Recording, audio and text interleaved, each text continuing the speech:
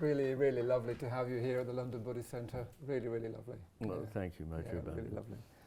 So I had this experience reading The Matter with Things, and it's a strange experience. I don't know whether anyone's said this to you before, but I had this weird sense that I wanted to memorise it all, which, given the length, is difficult. I ended up underlining so many passages, I felt like asking for a pre-underlined edition. And then I had this system which, I underline, then I squiggly underline for yet more important, then brackets at the side with a star with more important still. I got up to a 3-star system. It was becoming absurd. You've got your own marginalia, and I've added my own marginalia. So, an impossible question, but I thought we'd start, if you were to underline the crucial sections and you had your own 3-star system, what, and absurd though it is after, I know you've spent 10 years writing The Matter with Things, what would be some of the things that you would want to draw out straight away? Well, one of the reasons I wrote the book is that I feel that we no longer understand who we as human beings are, or what the world is and how we relate to one another. And what I wanted to do was to not just say some new things that could be fitted into an old perspective, but to shift perspective, and to reimagine what a human being is and how we know what we know. So that's why it's rather a long book. I think some of the main messages, it's hard to say really, because as I say, it's to do with the how rather than the what. Yeah. It's to do with adopting a different disposition towards the world in which certain things become more obvious and other things recede. And that's really the process that I hope for from the reader. But I would certainly want to change a lot of the things that we think, such as that the only way we can understand something is by taking it apart. That we are best to be completely detached, a strange frame of mind which involves mental gymnastics of its own in one's relationship to the world, whereas in fact, as many philosophers have pointed out, that's a very strange way to approach the world, and that in fact one only understands what it is if one approaches it in a spirit of openness really, and welcome, rather than a kind of denial or distancing. It's never about one pole or the other. We don't want to collapse into subjectivity, but we don't want to collapse into objectivity either. One of the things that I think is so important, very, very important, is that everything is in relation. In fact, relations, I argue, are primary to the things that are related, which may be an odd concept for many people in the West now.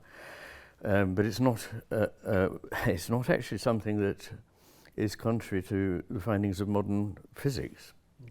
And there are a number of physicists who have made the very same point, that relations are prior to relata, the things that are related.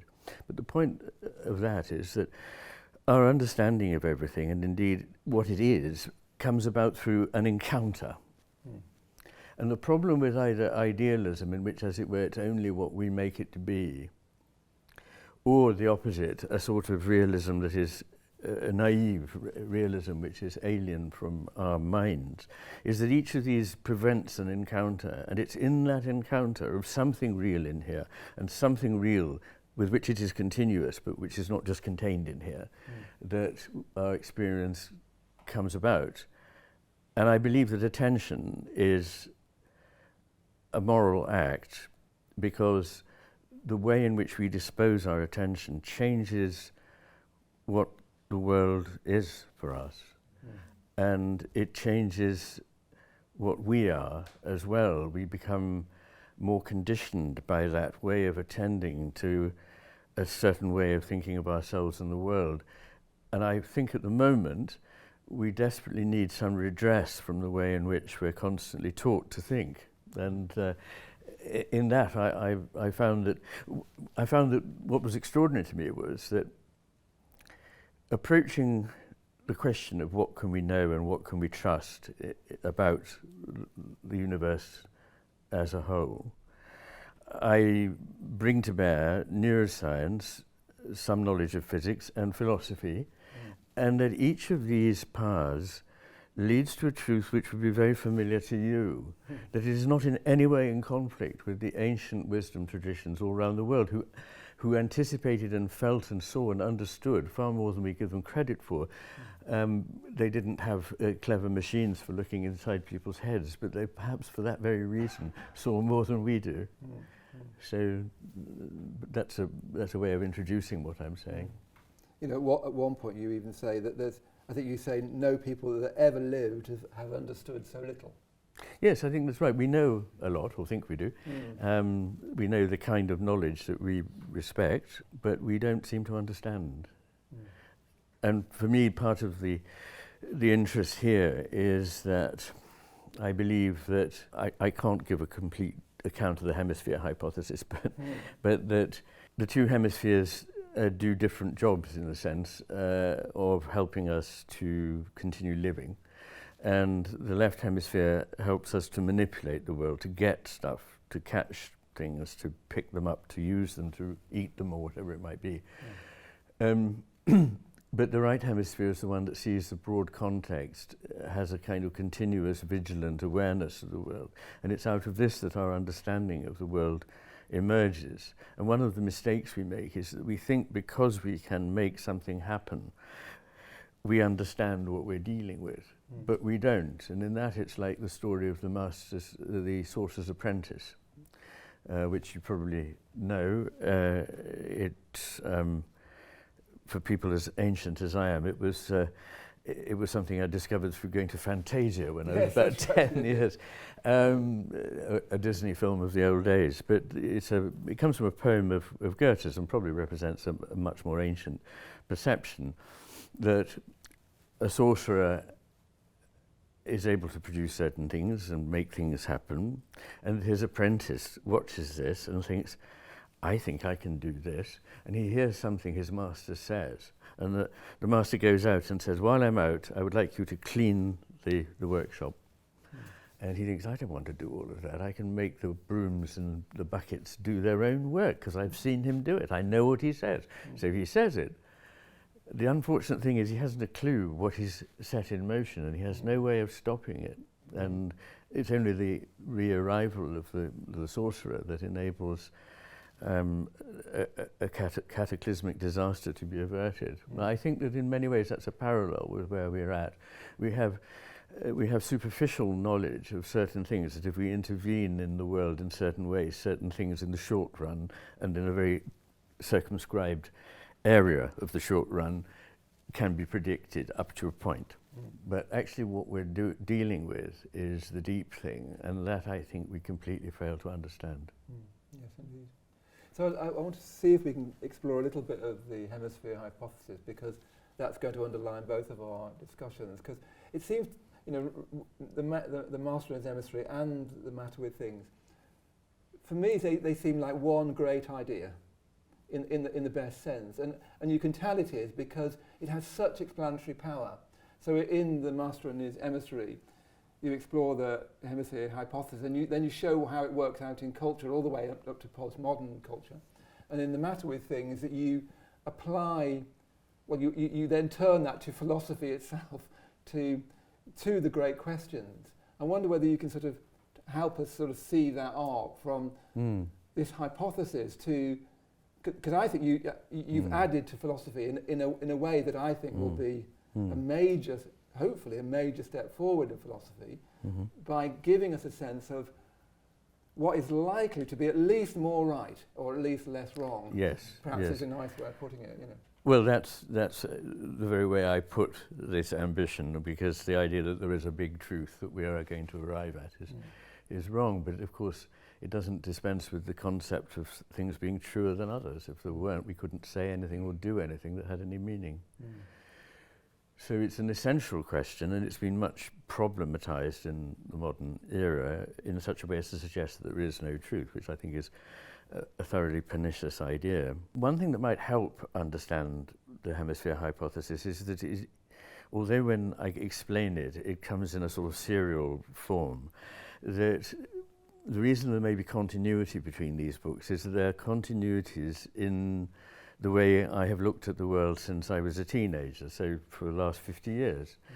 And so there have been constant threads with me. I mean, from my teens, I thought that the idea that there was only matter and that there weren't anything that couldn't be measured and wasn't material was not real. I didn't think that was at all probable. It didn't square with my experience in the least, nor did I think that the sum of the parts was the same as the whole from which they'd been dissected, and so on. So there were many themes there which I explored in my earlier life, and then I trained in medicine, as you know, 10 years later than other people, in order to have a handle on what philosophers call the mind-body problem. And in doing that, eventually, to cut a very long story short, I came across the work of a colleague, John Cutting, which had been about hemisphere differences, and the parallels between that and the philosophical position I'd put forward in my first book against criticism, which I wrote in my 20s, were extraordinary for me. And I thought there's something very important here. And all my colleagues begged me not to explore this because they said nobody will take you seriously because everybody says this is just pop psychology and it was all exploded 30 years ago and so on. And my answer to that is yes, what was popularly said in popular culture 30 years ago was mainly wrong. But that doesn't mean that the problem goes away. Why is the brain, this organ which depends entirely on the connections it can make, why is it divided right down the middle? Why are the two parts asymmetrical? And why is the main tract that joins the hemispheres inhibitory in much of its work? It's saying, you keep out of this, I'm dealing with it. And again, to cut a long story short, I believe that we need two kinds of attention to be paid to the world. I've alluded to this. We need a kind of focal attention to a detail in order to grasp it, to apprehend it, which really means to hold on to it. And we need a quite different open, sustained vigilance to understand things, to comprehend it, which means to hold it together. And that this produces two kinds of reality for us, because attention, as I say, changes the world.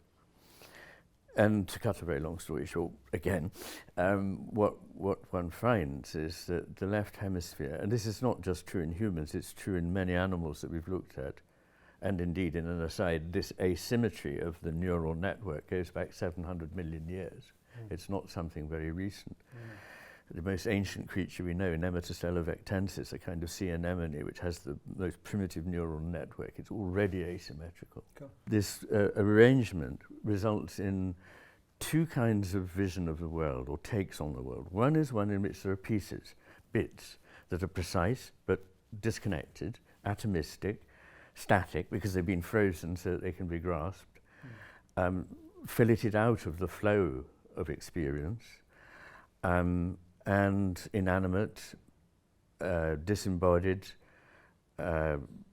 taken entirely out of their context, and inanimate, lifeless.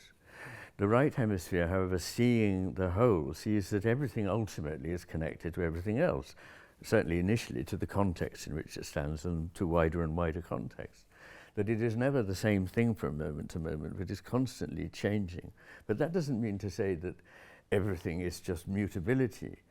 Going back to Heraclitus, the early Greek philosopher, who is, in my view, the greatest philosopher that ever lived, and who said that everything flows, he says, by changing, it remains the same. I imagine there might be parallels there in Buddhism. So it sees this thing as a flowing, animate whole, in which much is implicit and must remain implicit, because if it's taken out and put into the glare of the spotlight of the left hemisphere, it's suddenly lost all its meaning. Like explaining a joke, it falls flat. Interpreting a poem into everyday prose ruins it.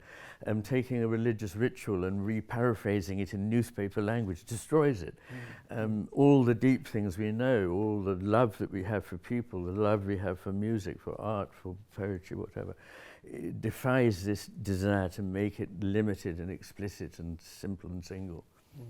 So there we are. Now why is that important? Well, first of all, I think it's important to know that we have within us these two ways of looking at the world, and that in itself can help free us up to pay attention to another way of looking at things, which might be the beginning of cultivating a better balance in this take. But the key thing for me, you see, some people might say, why waste a third of the book talking about the brain? Because frankly, what I'm interested in is all the stuff you talk about later: matter, consciousness, space, time, values, the sacred. Why don't we just get to that? And I don't really care what's going on in my brain. And I'm deeply sympathetic to that, because I'm not a reductionist. I'm not trying to say it just is what the brain is doing. But it's still very necessary to know what is speaking to you, which bit of the whole picture you're getting. And what in the first part of the book I do is to take all what I call the portals to understanding, i.e. not the paths we follow, but just the bits where we get any knowledge of the world, through paying attention to it, to perceiving it, to making judgments about what it is, to using our emotional and social intelligence to understand it, or a cognitive intelligence and a creativity to enter into it and understand what it is. I look at all those and show that in every case the left hemisphere is deceptive, the right hemisphere is more veridical, in other words, a better guide to reality. And we know that because when you follow what the left hemisphere says, you run into serious problems. You are in fact deluded, and it's a very dangerous state to be in, which is why it's very dangerous for our society to be in that state.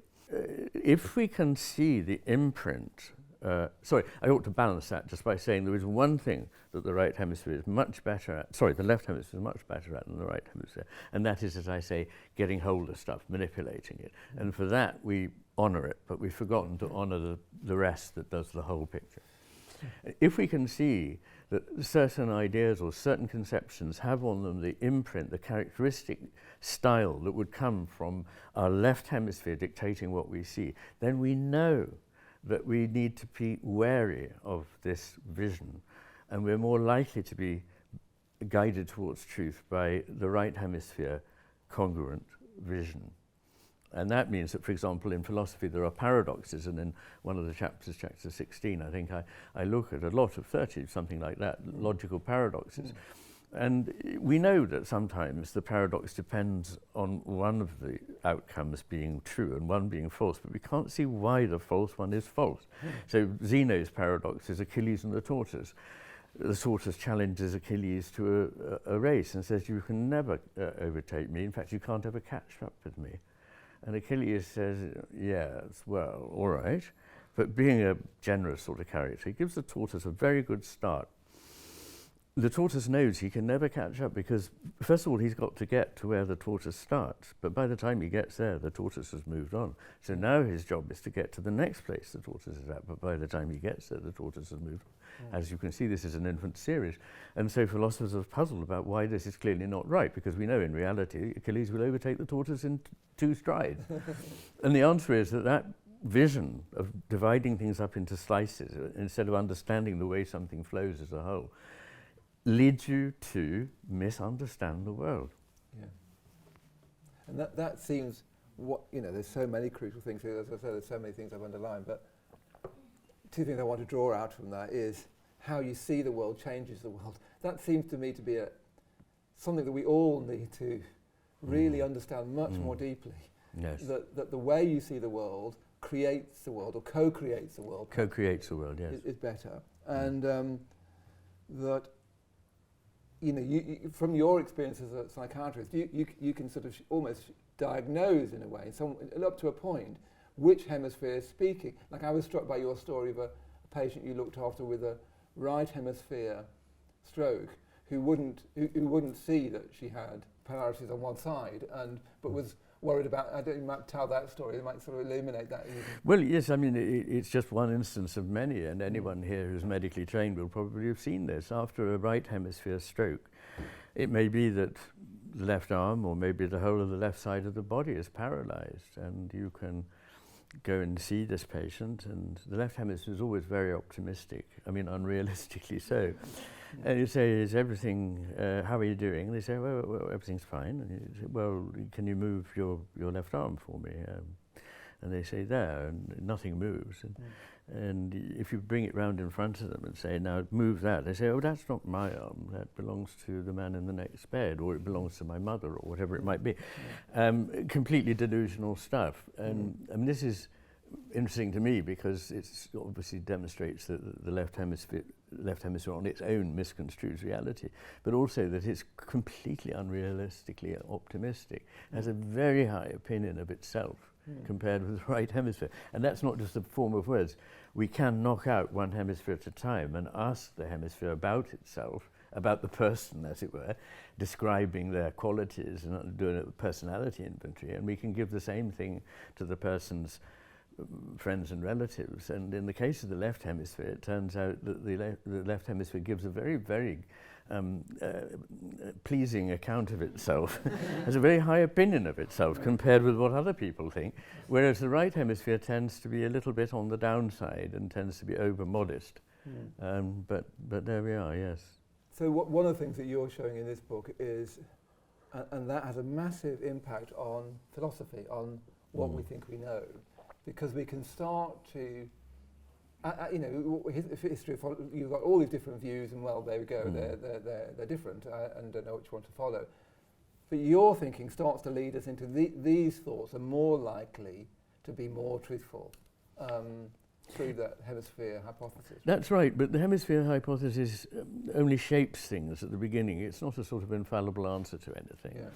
Because I then move on to talk about the different paths we take to knowledge, and I take those to be science, reason, intuition and imagination. And what I basically show is that in each case, including science and reason, the greatest part of the work that produces the important results, the great findings that change the paradigm, comes from the right hemisphere, not from the left. So the everyday plodding work of following a formula, the left hemisphere is very good at, but actually understanding what's going on and suddenly seeing, my God, the world is not like this, in a way that physicists had to do in the last century.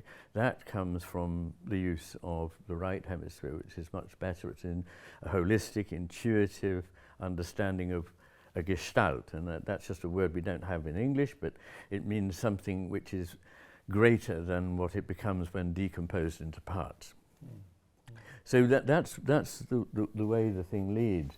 But this has enormous importance for all the things that I guess that we care about, like the meaning and the value and the purpose of our existence, and whether or not these things have validity in themselves, what they speak of, and whether or not we should pay attention to the idea of there being something sacred or divine. And I know that in the second half we will talk about, or I will. So I want to, there's so much I'd like to talk to you about, but time and so on. But I wonder whether we could just sort of plunge into chapter 25. Yes. And you'll need to read the whole book to get the background. But I wonder whether we, because I wrote down this that you said. You say, I see value as intrinsic to the universe, and the possibility of appreciating and responding to value, therefore fulfilling its potential, as one of the reasons for the cosmos having evolved at all. So for me, that sort of, my hair stood on end. That here you hear you saying that values are, truth, beauty, goodness. You also add purpose, are foundational in some way. I thought that was such an important thought, because I've even met Buddhists who think of Buddhism as something that gives meaning to life, as if, yes, that there's such a deep assumption with so many of us, not in a very conscious way, and not in a very thought out, in fact, absolutely not a thought out way, that we live in a meaningless universe, governed by random things that's really just material, and that we've got this sort of brain that's working, we don't know how, but doesn't matter because it's going to turn out when we die. And some people come to Buddhism thinking, well, wouldn't it be great, because then Buddhism can sort of add some meaning to that. Sort of Buddhism being misread as a kind of answer to the problem of secular humanism. Just pop a little bit of Buddhist thought into it, and you sort of give a nice feel to it. So I wonder whether you can try and say something about Yes. this question of value being foundational to even cosmic consciousness, not my consciousness even. Yes, yes. I think there are two elements to the quotation you made from me. One is the one you've been referring to, which is that I believe that values, meaning and purpose are not invented by us but discovered by us. And to discover means literally to unveil, uncover something that is there. So we don't make it. The left hemisphere only understands things that it has made. It is the one that uses tools, machines, and understands everything as a mechanism. But in fact, what we're experiencing is a world that's much bigger and greater than anything that comes into under that particular rubric or understandable in that paradigm. And the second thing that I was hinting at there is that if one can talk about a drive in the cosmos, and I think it's almost perverse not to, one sees the cosmos as incredibly complicated and beautiful, complex I should say rather than complicated, and beautiful and lawful, and constantly producing new things out of itself, individuating out of its oneness, out of its wholeness, without that in any way impairing its wholeness or its integrity. The individual beings or individual aspects of being that come forth. So that was the idea that was in there. And don't forget that it's actually to 26, I think. We've just skipped. We've just skipped. That was matter and consciousness. No, we've just skipped 1,000 pages. So I do argue towards these positions. They're not just deposited on the audience, so to speak. But I'm not alone in thinking like this. Thomas Nagel says, who's I think a very great American philosopher now in his 80s, he says that he doesn't think that there is value because there is life, but there is life because there is value.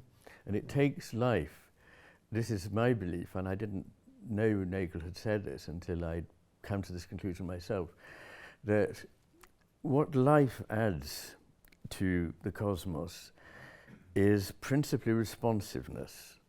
So I think the cosmos is, I argue, that the only tenable position is that consciousness is an ontological primitive. It is, in other words, something at the origin of the universe and is somehow implicit in everything that exists. The idea of these values is also something which belongs in that realm, and that in order to unpack or unveil or fulfill or nourish the further growth, the co-creation of things that have these values of truth, goodness and beauty, there needs to be this unfolding process that allows something that is responsive to respond. So I think the universe, whatever it is a conscious being which can be thought of as A.N. Whitehead thought of it, as the God, whatever that is, and the world coming into being eternally together, and in that process discovering what is in there. Like the idea of shunyata, the emptiness described in Buddhism, is not just a blank in the way that we Westerners think of it, but is a fertility. It is like a womb that is ready to bring forth something. It is a space in which something can happen and come into being.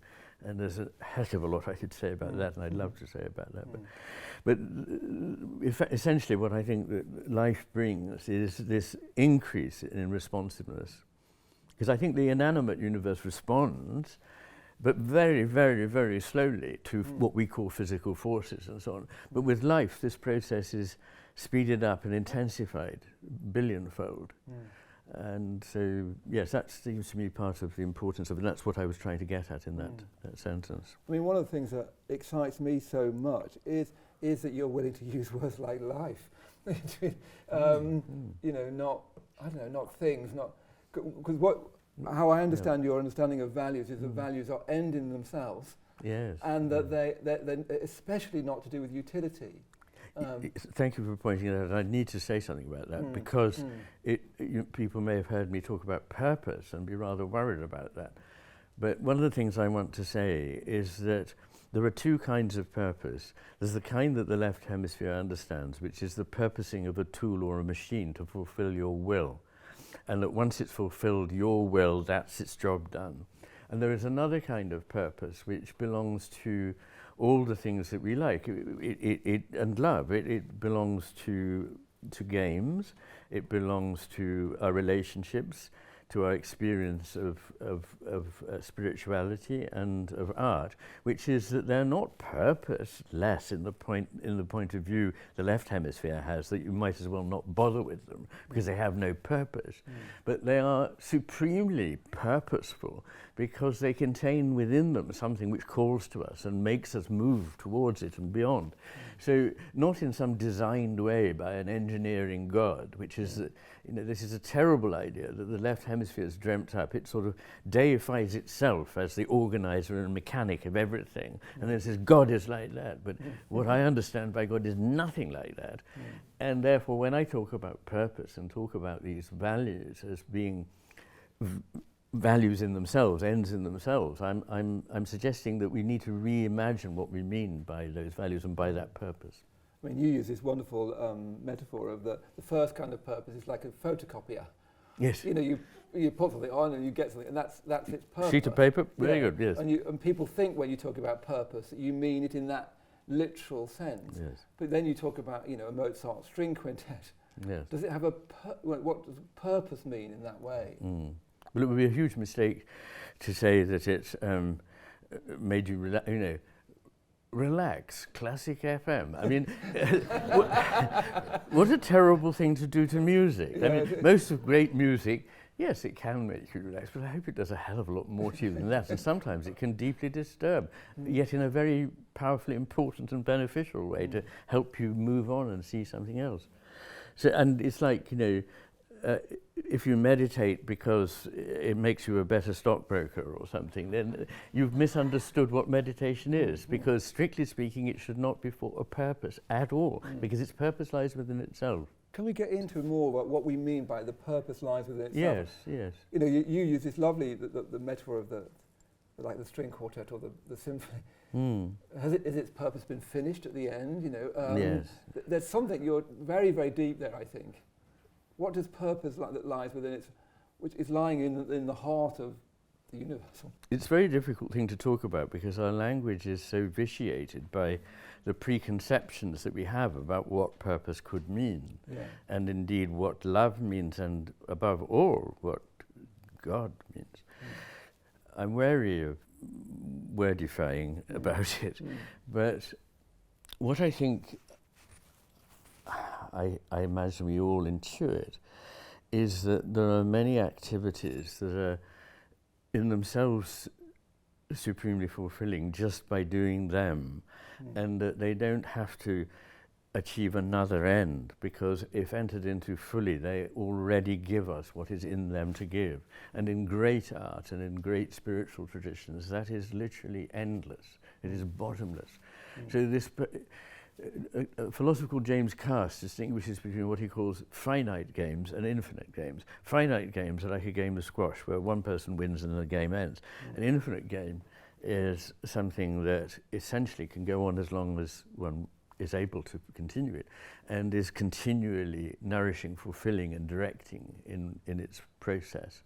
And one of the things I have to say is that I almost called this book There Are No Things. That was its working title at one stage, but I realised that might ally me with what I believe is a very destructive aspect of postmodernism. I mean, some aspects of it have been liberating, but some are destructive. And I don't want to suggest that it's all made up in our minds. But in any case, the point is that I think things suggest separateness, stasis, and what we're trying to get at is processes and flow and continuity, and this is the core of reality. And it's interesting because to try to, one of the things I was mentioning to you, we just had supper together, and how beautifully the book is written. It's very, very beautifully written book. But because you need a certain kind of atmosphere to talk about these things. And I wonder whether I find that sometimes even talking to people about their meditation or about Mm-hmm. a work of art or even their experience of a film. You know that awful experience when you watch a film and someone just natters on. Yes, You feel like you're, yes. other times you Yes. wait, don't you, and then you find ways of talking. Yes, It's yes. got a particular atmosphere.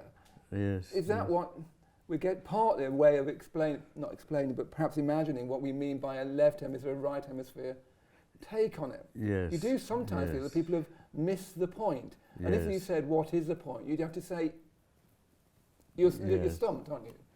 Yes, you are. And this points to the importance of negation, the importance of undoing and unknowing, which I'm sure I will talk about a bit more, which is a core element, I think, in Buddhist thinking.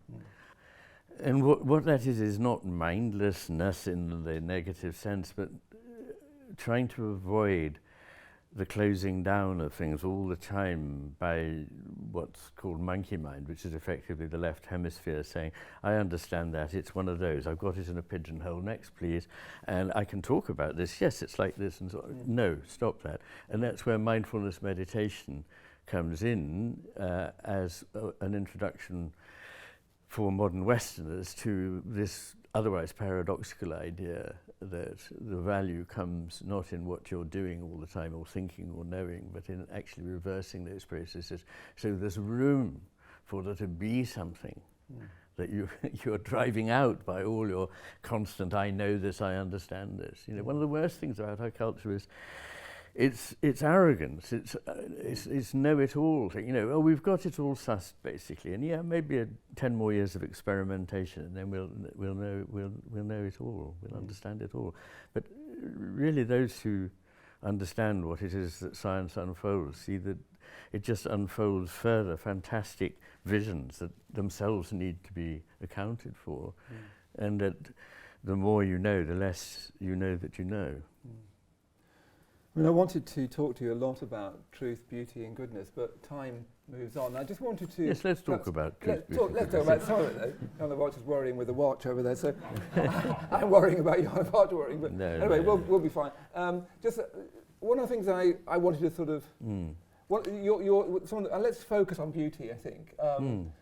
Something that's very, very important to me, and I think foundational, really, like you say. I mean, some of what you said reminded me of something that Marilyn Robinson said, who, you know, she's a great novelist, but she's also a very wonderful theologian, a Calvinist theologian. She said that beauty is a conversation between humankind and reality, which I thought was very, very suggestive and reminded me of your own explorations of beauty in chapter 26. Yes.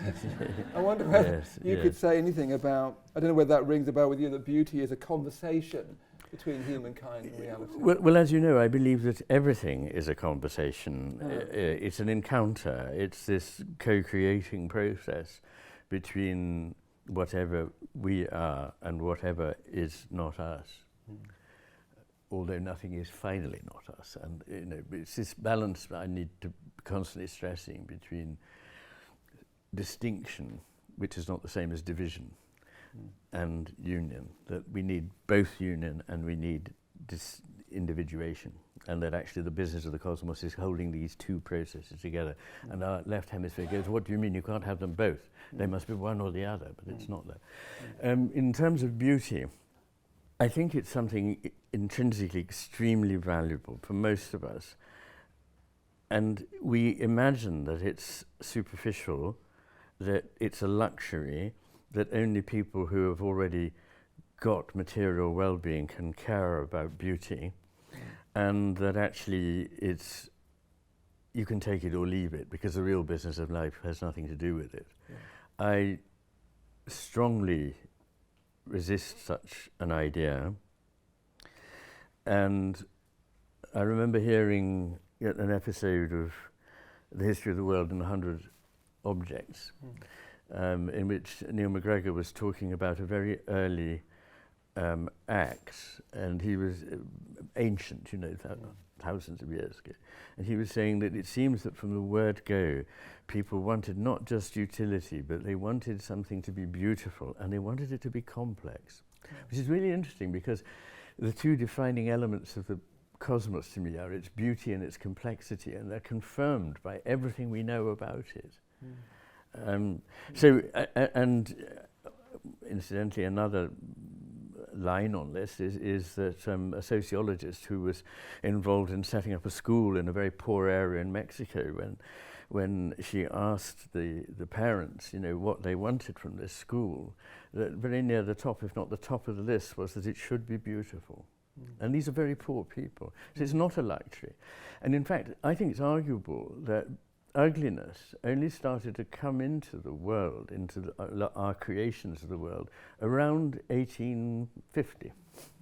And that up to that point, just about everything had a kind of beauty, because we understood harmony, we understood proportion, and we understood that it's in these relations. Everything is relational.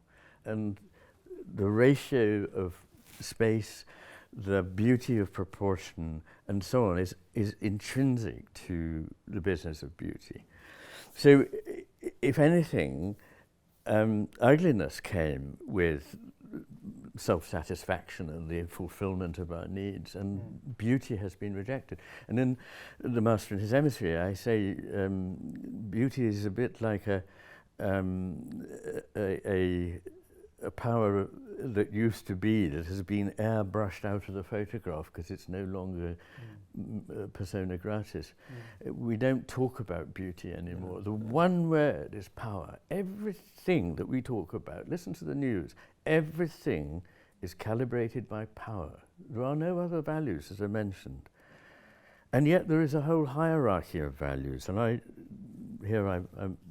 think of Scheler, Max Scheler, an early 20th century phenomenological philosopher who Heidegger thought was the most interesting and powerful philosopher of his time, and who brought into the philosophy of somebody like Heidegger things that Heidegger himself didn't talk about, to do with value, to do with love, to do with beauty, to do with these things. And in the pyramid of values that Scheler describes, at the base there is utility. But above that, there come what he called Lebenswerte, which are the sort of things like generosity, magnanimity, courage, and their opposites. And then above that, geistige Werte, which means either intellectual or spiritual values, because in German, geistig means both. And these are truth, beauty, and goodness, and things like that. And at the top, das Heilige, which is the holy. Now, it seems to me that the dialogue of our time has been from science and from pop philosophy to try and explain these, to the left hemisphere, inexplicable things, like why would you be generous? I mean, why would you forego your own needs for somebody else? Why would you waste time on truth if something that's of total falsehood would serve better? Why would you bother being good? Why would you care about beauty? So what happens is, the account is that the concept of the holy was invented by a priesthood who just wanted power over the people. That truth, goodness, and beauty are things that help hold a society together, but the poor fools can't see through them to the fact that they're really just to do with control and conformity. And so on, you go down to the power, and ultimately everything is to do with what Scheler thought was at the rock bottom, the least valuable, which is pure and simple utility. That's the story we've been told, and it's so wrong. It's also very wrong, by the way. Wrong in, not just in my opinion, but in what we know about evolution, that it's all about competition. Competition is a very important part of the picture, but it's only one part of the picture. A very important other part of the picture, and actually probably even more important part of the picture, is cooperation. The history of evolution is very largely about evolving through cooperation. And of course that involves competition, as there are between friends, or there's in a family, and so on. There are both these qualities. And together they produce collaboration, which is the working together to produce something important. So I don't know how I got onto that, but there's so much to say, isn't there? Yeah, there's so much to say, and I mean, you do need to read the book, but or we could just stay the night. That's fine. Well, not or, but and. Let's just. I really better start to close this down. But in your epilogue, you talk about three things. You talk about, and I thought it'd be lovely to have a bridge here. And I promised Jnanavaca not to talk about the divine because he gets very cross. A lovely guy, don't get me wrong. You're saying, look, the three main things are contact with the natural world. That's why we started with Wordsworth. Wordsworth is very, very important to you. You come back to Wordsworth, and hearing that again, you hear Wordsworth's absolute love of the natural world and his feeling for it, not just his thoughts about it. But then you talk about a cohesive community and how absolutely crucial that is to well-being, and how much study there's been about that. And then you say that there's a sense of this sense of the divine. Can you just say a little bit about that before we jump to our tea break? No, absolutely. Well, you're right to mention those three things. Incidentally, Wordsworth was also very important to A.N. Whitehead, who's one of the philosophers whom I most greatly admire. And he used to read the Prelude almost every day. And by the way, that poem was very important in my life. I had a kind of spiritual epiphany after hearing it read by my supervisor in Oxford. She said, "I'll read this to you, Ian, because something about the movement of it." And I almost said to her, "Look, we've been talking for 2 hours. We're supposed to have a 1-hour supervision. It's nearly dinner time. Please don't bother." And I'm so glad I didn't, because she read it. And although I had memorized this poem from my teens, or at least a part of it, I thought I've never heard this poem before. And it spoke to me on so many levels. Anyway, if you want, you can find on the internet me reading the Tintern Abbey Ode.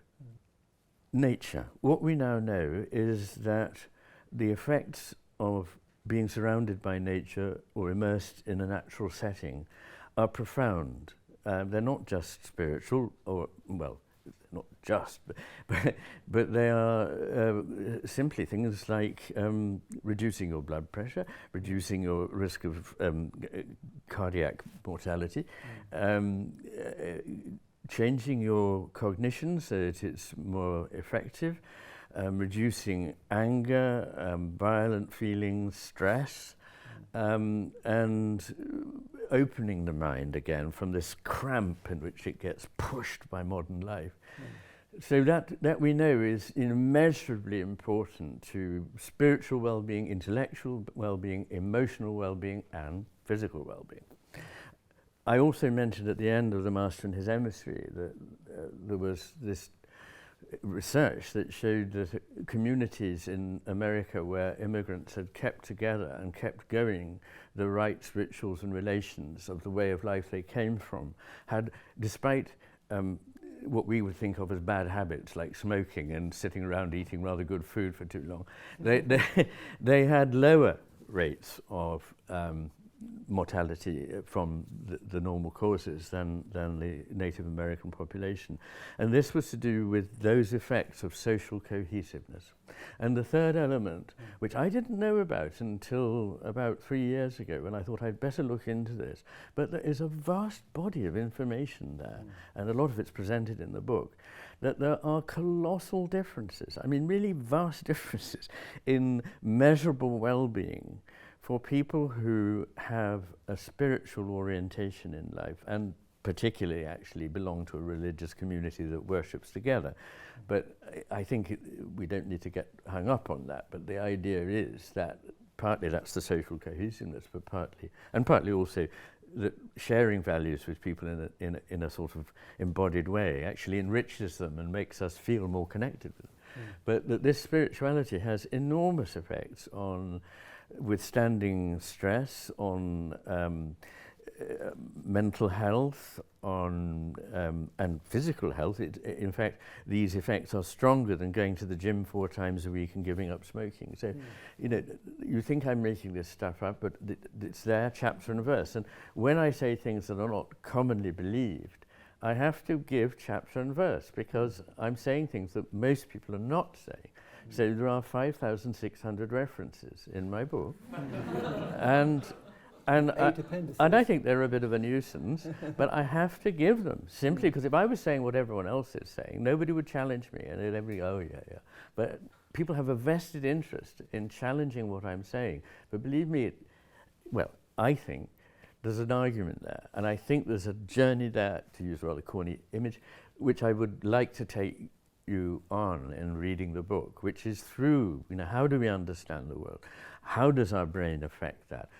What is the balance of powers that we need to bring to bear on the world? Intuition and imagination, as well as science and reason, not in conflict with them, by the way, but reaching the same conclusions, actually. This is the fantastic thing. And, what can we make of the world, of the universe, of the cosmos? What is it made of?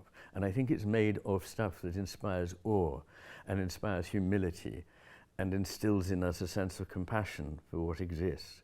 And if we could get there, we might just save ourselves and the world from destruction. That's a great place to finish. Thank you. Thank you.